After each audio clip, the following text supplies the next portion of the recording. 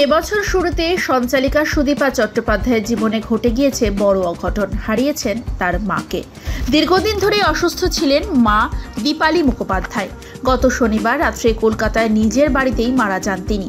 হিন্দু নিয়ম অনুযায়ী 4 দিনের মাথায় মায়ের পরলৌকিক ক্রিয়া করছেন সুদীপা।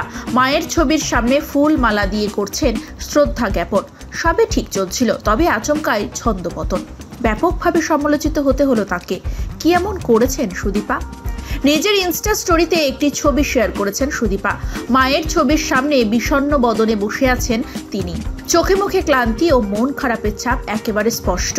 ভিডিওতে দেখা যাচ্ছে ক্যামেরাকে সেলফি মোডে রেখে মা ও তার ছবি শেয়ার করেছেন সুদীপা। আর তাতেই চটেছে নেটিজেনদের একটা বড় অংশ। ওই ভিডিওর স্ক্রিনশট ভাইরাল হয়েছে সামাজিক মাধ্যমে। নেটিজেনদের একটা বড় অংশের প্রশ্ন, মন খারাপও আজকাল ছবি দিয়ে বোঝাতে হচ্ছে? সংখ্যায় কম হলেও সুদীপা পাশে পেয়েছেন কিছু শুভানুধ্যায়ীকে। তাদের পাল্টা যুক্তি, ওকে যারা ভালোবাসে তারা ওর ব্যক্তিগত জীবন সম্পর্কে জানতে চান, সেই কারণেই ওই ভিডিও শেয়ার। আপনার না পছন্দ হলে দেখবেন না। সুদীপা যদিও এই ট্রোলিং নিয়ে এখনো কিছু বলেনি। মানসিকভাবে ভেঙে পড়েছেন তিনি। গত বছর মে মাসে হৃদরোগে আক্রান্ত হয়েছিল সুদীপার মা। তার 3 মাসের মাথায় ফের সেরিব্রাল অ্যাটাক। যদিও মৃত্যুর সঙ্গে পাঞ্জা লড়েই বাড়িও ফিরে এসেছিলেন তিনি, তবে শেষ রক্ষা হয়নি, চলে যান তিনি।